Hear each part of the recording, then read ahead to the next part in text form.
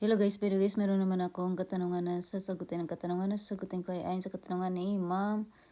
Tawagin, itago natin siya sa pangalan na Erini Sinden.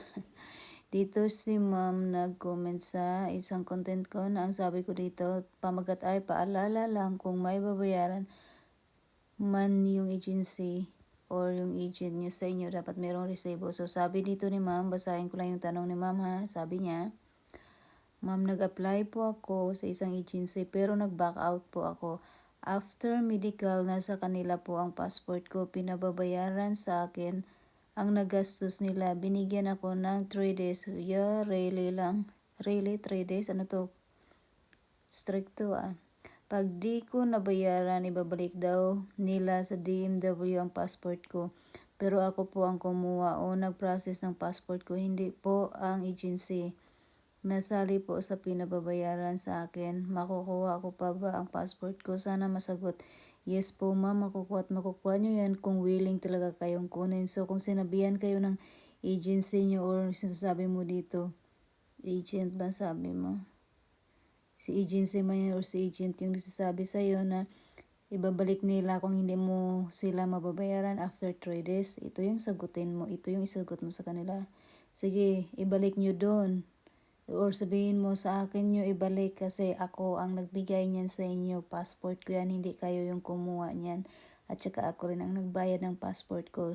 So sabihin mo kung ibabalik nyo doon, kakasuhan ko na lang kayo or magko-complain, iko-complain ko na lang kayo. I-complain or sabihin mo, i-report ko kayo sa police kasi against the law po yung ginagawa nyo. Ganon ang sabihin nyo. Guys, paalala lang ha sa mga aplikant or sa mga baguhan na aplikant na yung nag-a-apply. Huwag kayo masindak sa mga bunganga ng mga tinatawag nyo na agent or agency na kapag gusto nyo mag-back out ay tinatakot nila or panakot nila yung passport nyo na isasauli nila. Pag ganyan yung sasabihin nila sa inyo, sabihin nyo, sige, ibalik nyo doon tapos i-report ko kayo sa police kasi wala silang karapatan na gawin yan sa inyo kung kayo naman yung nagbigay sa kanila ng passport nyo, kayo ang nag-process, kayo ang nagbayad ng passport. Bakit gano'n ang ginagawa nila?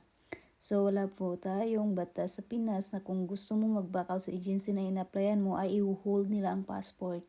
Against the law po yung pag-hold ng passport or pagpapatubos or paggamit sa panakot sa isang applicant. Okay, so Ma'am Erini Senden, sana nasagot yung katanungan mo, pero kung meron ka pa yung mga katanungan, just comment below lang. So paalala lang, kung meron silang pababayaran sa inyo, hingan nyo sila ng resibo tapos sa loob kayo ng agency magbayad or doon kayo sa DMW makipag-ayos or makipagkasundo.